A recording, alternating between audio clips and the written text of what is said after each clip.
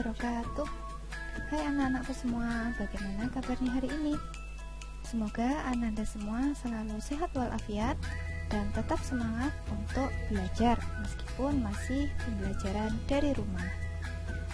Pada kesempatan kali ini bertemu lagi dengan Bu Rini untuk belajar IPA.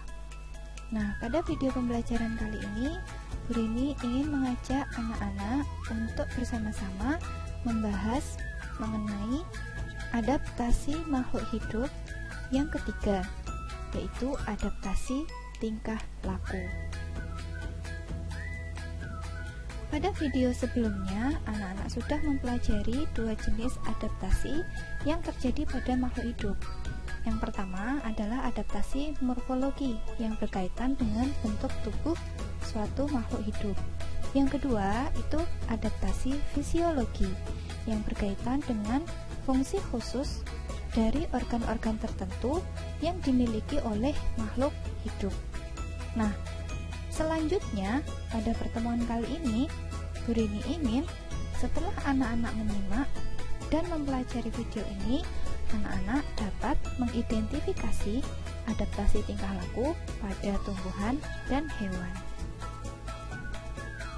Nah, adaptasi tingkah laku itu apa?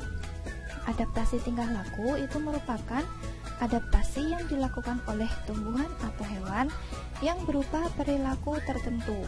Jadi, tumbuhan ataupun hewan melakukan sebuah kegiatan atau aktivitas tertentu yang berfungsi untuk mempertahankan hidupnya.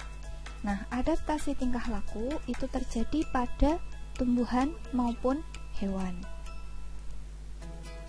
Sekarang kita ke adaptasi tingkah laku pada tumbuhan.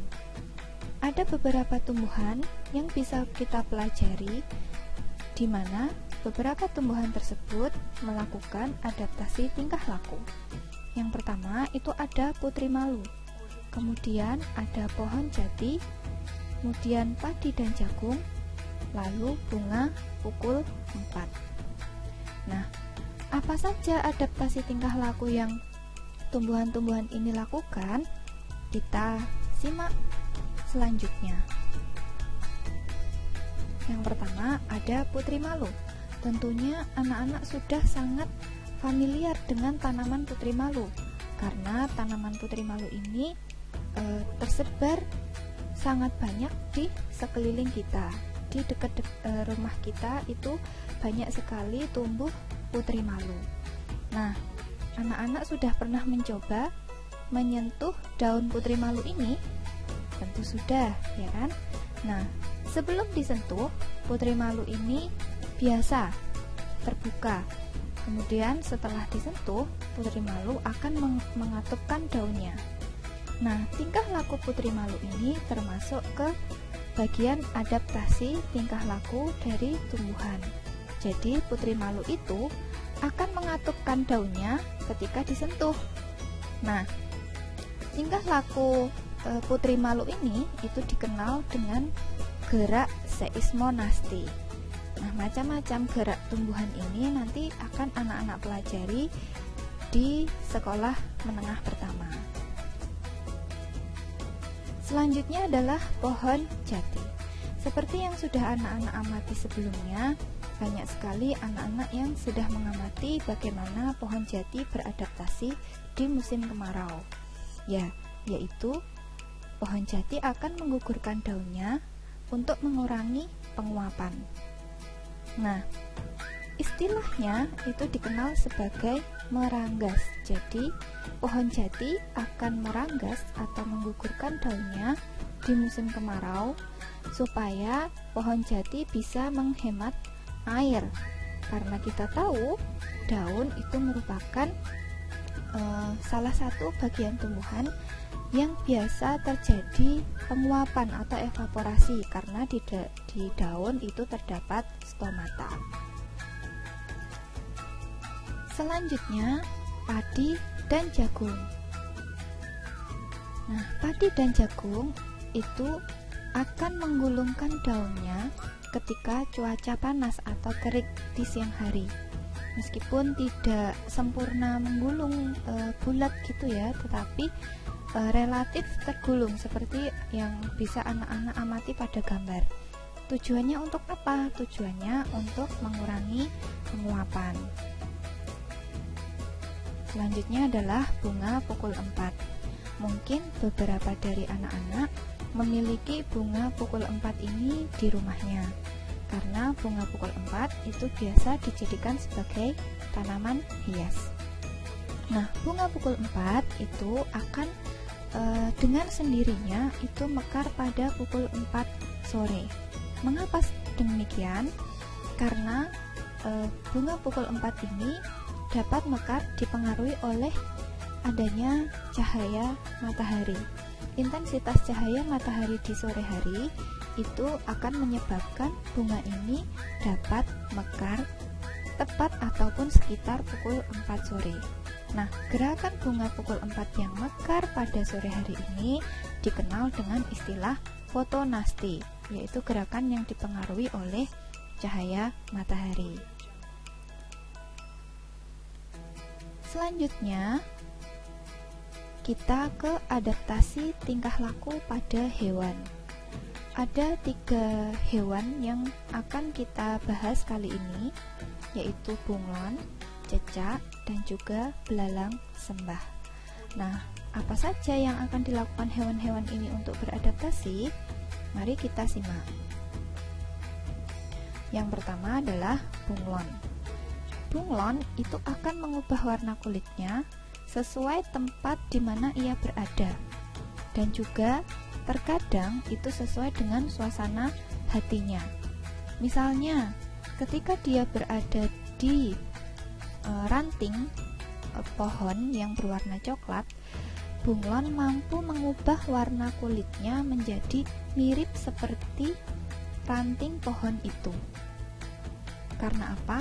Karena di dalam tubuh bunglon, terutama di bagian kulit, itu terdapat pigmen-pigmen khusus yang bisa berubah sesuai dengan instruksi dari saraf otak si bunglon ini. Nah, oleh karena itu, perubahan warna kulit pada bunglon itu bisa terjadi ketika suasana hatinya berbeda-beda. Misalnya ketika dia marah, itu bunglon bisa merubah tubuhnya menjadi merah. Kemudian selain marah, ini relatif ketika dia terancam oleh pemangsa seperti itu. Kemudian jika dia sedang senang, suasana hatinya senang, maka bunglon itu bisa mengubah warna kulitnya itu menjadi ungu ataupun pink. Nah, kalau kondisi biasa-biasa saja, dia berada di alam sekitar yang di sekitarnya relatif hijau, maka dia juga bisa mengubah tubuhnya itu menjadi warna hijau.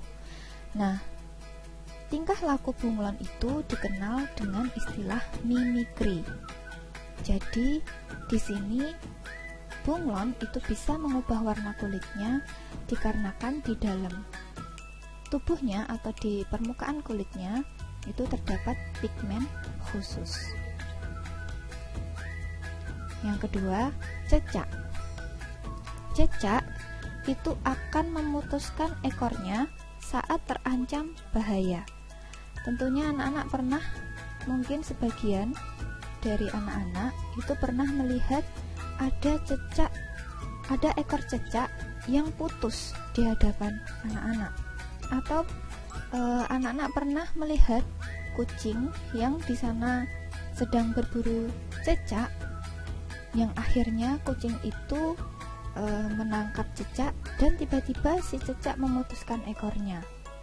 Nah, ekor dari cecak ini berfungsi sebagai alat mengelabui musuh. Dalam hal ini yang biasa memburu yaitu kucing, supaya cecak bisa melarikan diri, dan kucing itu teralih perhatiannya dengan ekor cecak yang bergerak-gerak. Karena meskipun ekor cecak ini sudah putus dari tubuhnya, ekor ini masih bisa bergerak-gerak karena di dalamnya masih terdapat saraf. Nah, kegiatan cecak memutuskan ekornya ini dikenal dengan istilah autotomi. Nah, apakah cecak merasa sakit? Tidak. Cecak itu nanti ekornya akan tumbuh kembali secara sempurna. Nah, dalam 6 hari itu sudah tumbuh tunas ekornya terlebih dahulu. Kemudian ekor itu akan tumbuh secara sempurna itu dalam 2,5 bulan.